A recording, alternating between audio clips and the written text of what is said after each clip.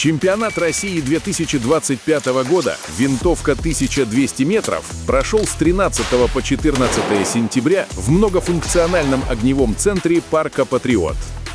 Событие навсегда войдет в историю как первые соревнования такого уровня в самых востребованных дисциплинах до 1200 метров. Чемпионат России по стрельбе на дальней дистанции в дисциплине 100 метров 1200 объявляю открытым. Ура!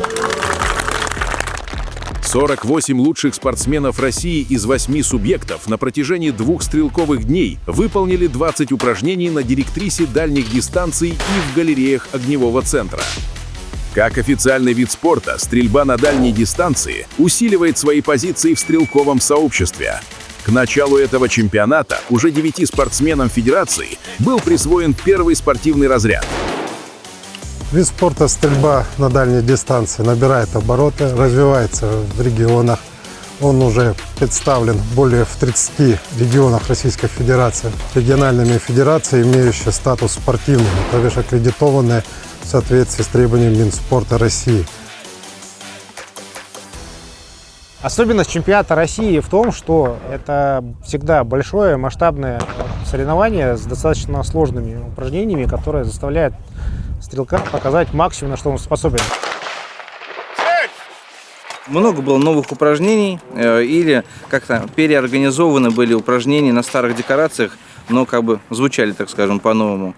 Вот. Как обычно, организаторы творчески подошли к процессу и не дают нам скучать на соревнованиях. Интересные новые упражнения, которые были добавлены по неустойке. В общем, мне кажется, чемпионат такой, хороший, сбалансированный. Там и близко, и далеко, и на точность. 150 выстрелов в упражнениях на точность, динамику и дальние дистанции потребовали от стрелков и их комплексов наивысшей степени подготовленности, чтобы претендовать на победу. Уровень стрелков таков, что одна единственная ошибка может стоить сразу 5-6 мест, сразу вниз уходит. Чемпионат России всегда показывает пиковую форму, потому что люди к чемпионату готовятся отдельно, специально тренируются, готовят свое оборудование, оружие и тому подобное.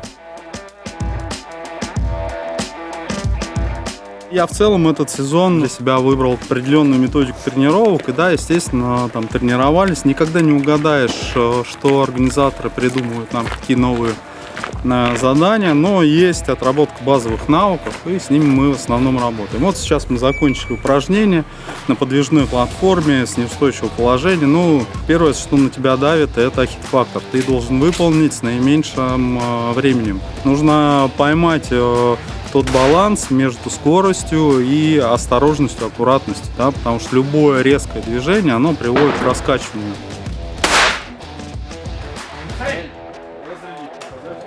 Для меня было самое сложное здесь это дойти. То есть дойти с края платформы до опоры винтовки, до перекладины, до балки. Единственное, что почему не закрыл первыми выстрелами, подбирался по ветру. Там находится ветровая тень, и обычно эту висельцу мы стреляем нулем.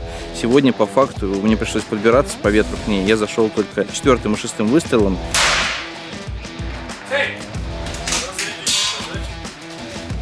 Ты ноги расставляешь, ты ее можешь сбалансировать так немного. Самбу потанцевал, и ноги устаканились. Там сложность доставляла сама балка. Она хоть и такая достаточно толстая, но уже была провисшая, и она как раз под весом винтовки прогибалась. Поэтому у тебя не было горизонтального колебания, у тебя было вертикальное колебание. Винтовка качается вверх-вниз, и сам стрелок качается в разные стороны. Но задача все это дело совместить и в момент какой-то выстрелить.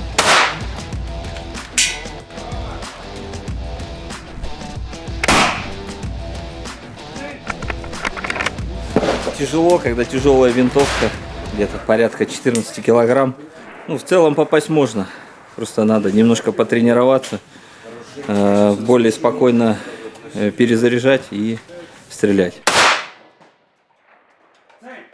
Разрядить, показать.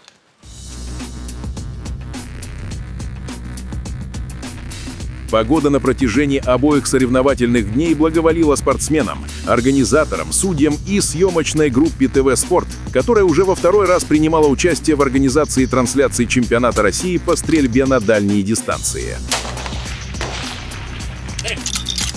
Для обеспечения 8 часов прямого эфира соревнований для многомиллионной аудитории телеканала ТВ Спорт потребовалась команда из 15 человек, 10 камер и около 1000 метров проводов, протянутых только на рубеже, не считая камер и километров кабелей мишенной обстановки. Абсолютное большинство мишеней у нас на директрисе, они с камерами. Вот. И если раньше они у нас были на разных беспроводных режимах, сейчас мы потихоньку от этого уходим и прокладываем кабельную сеть. Когда стрелок выполняет упражнение, то очень важно, чтобы картинка была без задержек и без зависаний. Сетевой кабель, он, конечно, картинку дает намного лучше, чем любой беспроводной. Цель!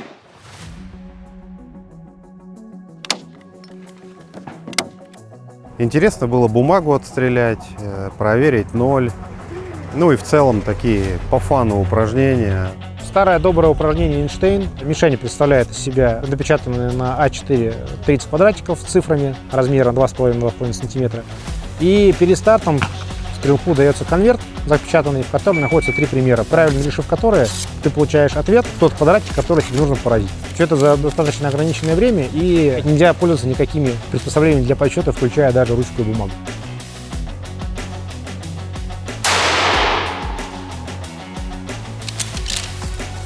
Эйнштейн, самая большая сложность была найти цифру на мишени.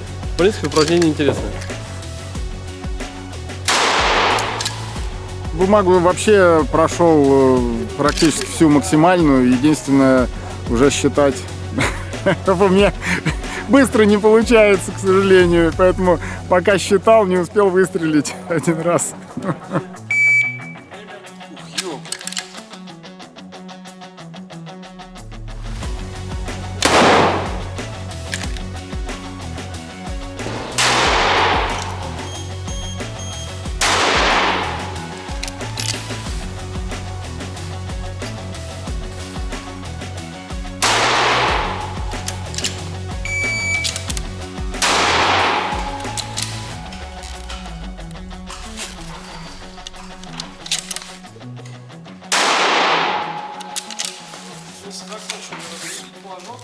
Ну вот, например, лампочка, которая у стрелка под номером 20, она не засчитывается, потому что на ней нет прохождения полного диаметра пули.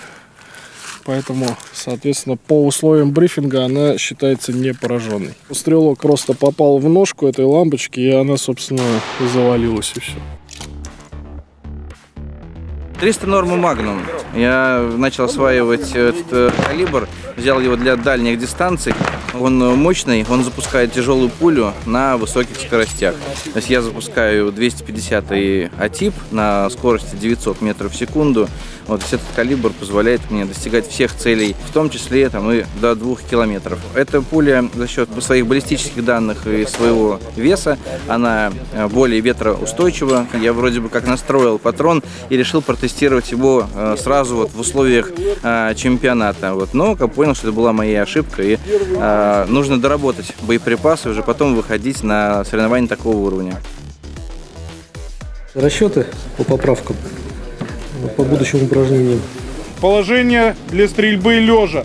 Стартовая позиция будет стоя на отметках, винтовка в руках у бедра, ствол в сторону мишени. По звуковому сигналу сначала поразить цель А, потом поразить цель Б. Довольно интересное и правильное, в принципе, на самом деле упражнение, которое работает со всеми ветровыми кондициями, которые есть на этом полигоне. То есть требовалось, скажем так, некоторый пересчет по ветру для каждой мишени. Это всегда добавляет возможности ошибиться, вот, но это всегда добавляет как бы такого драйва интереса, когда тебе удалось все правильно посчитать, зайти, попасть и, соответственно, поразить. Цель. Отлично. Извлекаем магазин, устанавливаем флажочек. 23,78. Ветер, кстати, был коварный в этот раз. Вот он, то, что мы называем рыбий хвост, то влево, то вправо, то в лоб. Стреляешь, там первый выстрел, видно, что левым ветром, да, второй уже там с правым. Итак, мы смотрим, как выполняют упражнение «Жадность Long Range» Максим Каданцев. Дистанция 735 метров. данном упражнении стрелку необходимо последовательно поразить максимальное количество целей, идя от большей к меньшей. Промах обнуляет результат, и необходимо снова начинать с самого начала. 2 попадания есть. Максим уже закрыл 3 цели, и смотрим, решит ли рискнуть поразить самый маленький гонг. Нет, все-таки решил, что данного результата достаточно, и риск не оправдан.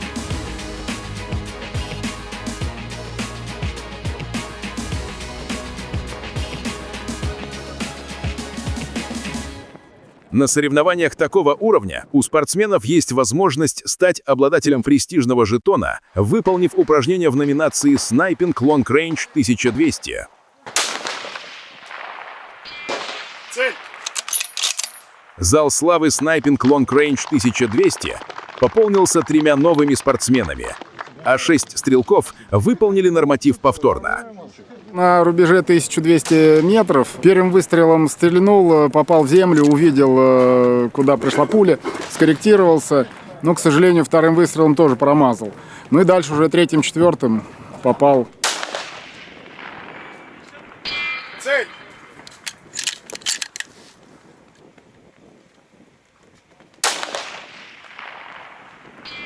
Цель! Разрядить. Ну почему 3-м-то, ё-моё? Ну, все равно красавчик. Ну жалко, не получил значок, так хотел. Но сегодня был близок, но, к сожалению, пока не случилось.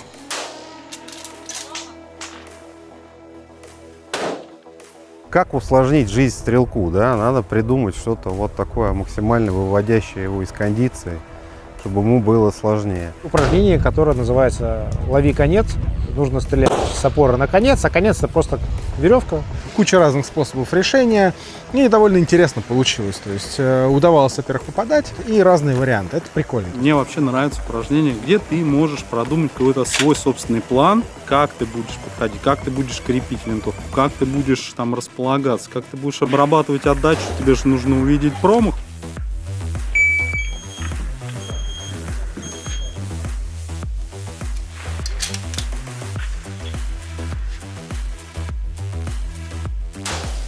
Чудом удалось, но трясет очень сильно, хотя неудобно. Схватил веревочку, можно было лучше. Поставил ее на руку и стрелял с руки, постепенно регулируя и принимая более статичные.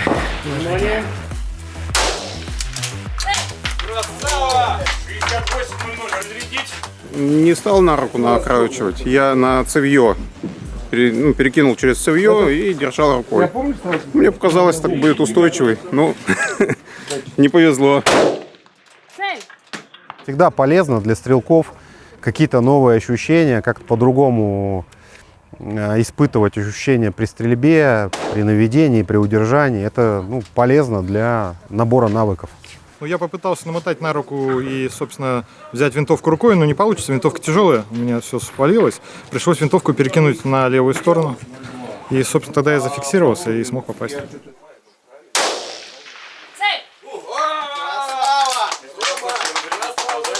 Красавчик, Рома! Можно было лучше, второй раз дернул. А потом оно у меня упало ниже, и я стал лучше. Красавчик. Мое уважение. Но время хуже твоего.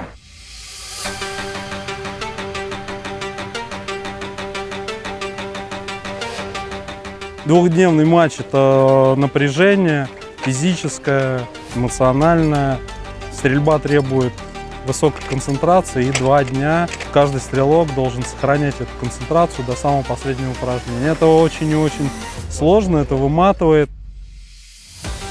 По итогам напряженной борьбы победителем в классе «Винтовка с ручным перезаряжанием» стал Максим Каданцев.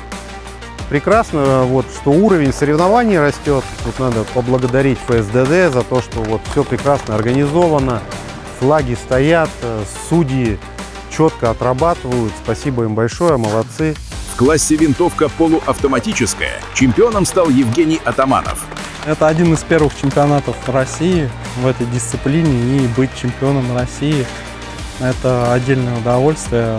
В групповом зачете победила команда «Первые среди равных».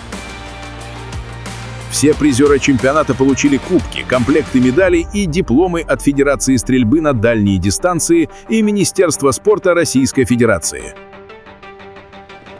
Большой неожиданностью для всех стал сертификат на приобретение премиального ружья от официального призового партнера соревнований «Оружейные салоны Кольчуга», который был разыгран среди всех участников чемпионата, присутствовавших на награждении. От каждого соревнования к соревнованию прям вот интереснее, захватывает очень сильно. Это, как всегда, бесценный опыт и тонна опыта. Каждое соревнование заменяют десяток тренировок. В октябре этого года нас ждут не менее увлекательные и зрелищные соревнования по сверхдальней стрельбе всероссийского уровня «Кубок парка Патриот» в дисциплине винтовка, корректировка свыше 1600 метров. Рома.